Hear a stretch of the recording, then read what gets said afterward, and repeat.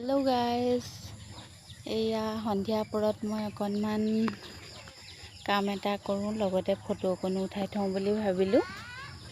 এয়া আমাৰ অকণমানি ছোৱালীকণে আকৌ পানী খেলি আছে। তাই এখন নদী বুলি কৈছে। বৰষুণৰ পানী আমাৰ পিছ চাইডে অকণমান খালী জেগা আছে, ইয়াতে পূৰা পানী জমা হয়। ইয়াত মই আগৰ বছৰত মই হাঁহো পুহিছিলোঁ বাৰু।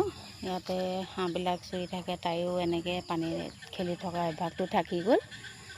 এতিয়া সেয়া পূৰা খেলি আছে। আজি গুটি কেইটামান আছিলে, সিঁচিমকৈ সিঁচিব পৰা নাছিলোঁ। এতিয়া সন্ধিয়া হ'লেও এনেকৈ কাৰ্টনতে মই সিঁচি দিছোঁ। অলপ সৰিয়হ আৰু লাই গুটি অকণ আছে, তাত দিছোঁ বাৰু। আৰু লগতে এয়া দেখিছেনে, এয়া হৈছে চাহপাত আৰু ডিমৰ বাকলিবোৰ এনেকৈ ৰাখোঁ মই। দি দিলে এটা খুব ধুনীয়া সাৰ পৰিণত হয় এইটো।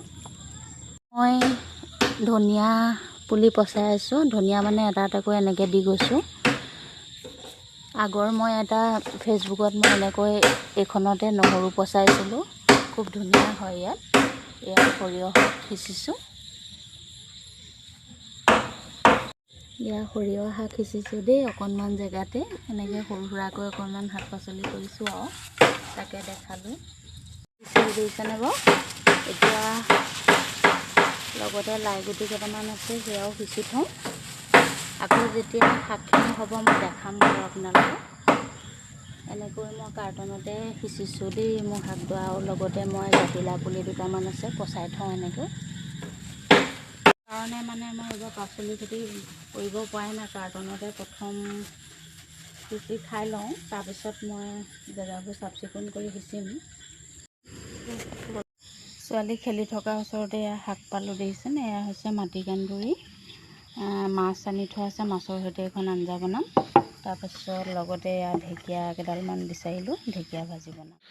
কামো কৰি আছোঁ, লগতে সহাজনীয়ে আকৌ দেখিছেনে কেনেকৈ সৰু ছোৱালীয়ে সজাই দিছে। তাইক অকণমান ঢেকীয়া খাবলৈ দিলোঁ। এয়া মই শাক পাচলি ৰেডি কৰি লৈছোঁ, অলপ পিছতে বনাম। এইকণ আকৌ কচ মাছ অকণমান আনিছিলোঁ, তাতে অকণমান কচ মাছৰ চৰ্বি আহিছে। এয়া ঢেকীয়া ভাজিতে দিব পাৰিম। এয়া অথনি যে দেখাইছিলোঁ মাটিকান্দুৰি মাছৰ লগত খাম বুলি, এয়া কুটি আছোঁ মই। লগতে আলু এটা দিছোঁ, পিঁয়াজ অকণ, নহৰু কেইফুটামান দি, দুটা কেঁচা জলকীয়াও কাটি লৈছোঁ। মাটিকান্দুৰি শাকটো সকলোৰে প্ৰিয় নহ'ব পাৰে, কিন্তু মই খাওঁ এনেকৈ মাজে মাজে মাছৰ লগত, খুব ভাল লাগে খাই। পাতত দিও খাব পাৰি বাৰু। স্বাস্থ্যৰ কাৰণে বহুত ভাল মাটিকান্দুৰিটো। আপোনালোকেও এনেকৈ মাছৰ লগত বনাই খাবচোন, কেনেকুৱা লাগে। সকলো ৰেডি কৰি বনাওঁগৈ। কেৰাহীখন পাতি দিছোঁ, গৰম হ'ল। অকণমান তেল দি দিছোঁ,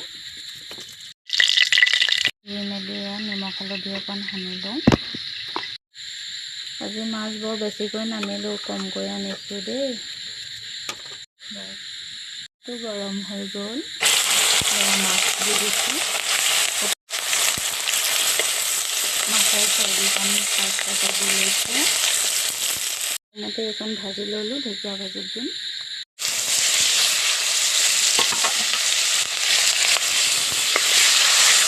মাছটো ইমান ফুটিছে, বহুত দূৰত থাকিবলগীয়া হৈছে।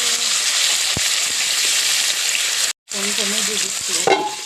তাতে মই কেঁচা জলকীয়া দুটা ফাৰ্ষ্টত দি লৈছোঁ। বহুত বেছি গৰম হৈ গ'ল, ধোঁৱা গলি গৈছে। দেৰি গৈ হ'ল, এতিয়া ঢেকীয়াখিনি দি দিছোঁ।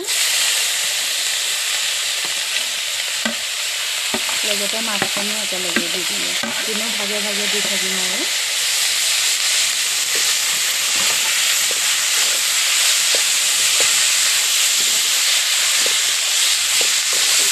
এনেকুৱাই দি দিছোঁ, আৰু বেছি সময় নালাগে আৰু দেই। মোৰ চব্জি বহুত সোনকালে হৈ যাব, ভালকৈ দি দিছোঁ আৰু। ভাজি ৰেডি হৈ গ'ল দেই। এয়া এখন কেৰাহীৰ পৰা এখন কেৰাহীত কাঢ়িছোঁ। অকণমানি কেৰাহীখন চাওকচোন, ইমান তুলিকি। এখনতে বনাওঁ মই মাজে সময়ে, মোৰ ভাল লাগে এখন কেৰাহী দেই। ৰেডি হৈ গ'ল। এতিয়া বনাম মই মাছৰ আঞ্জা।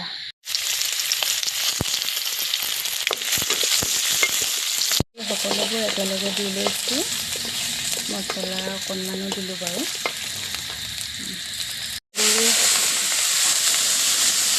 মাটিকান্দুৰী মাছ, লগতে পিঁয়াজ, জলকীয়া, অকণ এতিয়া মৌ-মাখি কেনেকৈ পৰি আছে, মাজতে সেইকণো দেখাই দিলোঁ। চাওক, পোহৰ দেখি সিহঁতি ওচৰতে আছেতো, ওচৰৰ গছতে এয়া পাই গ'লহি।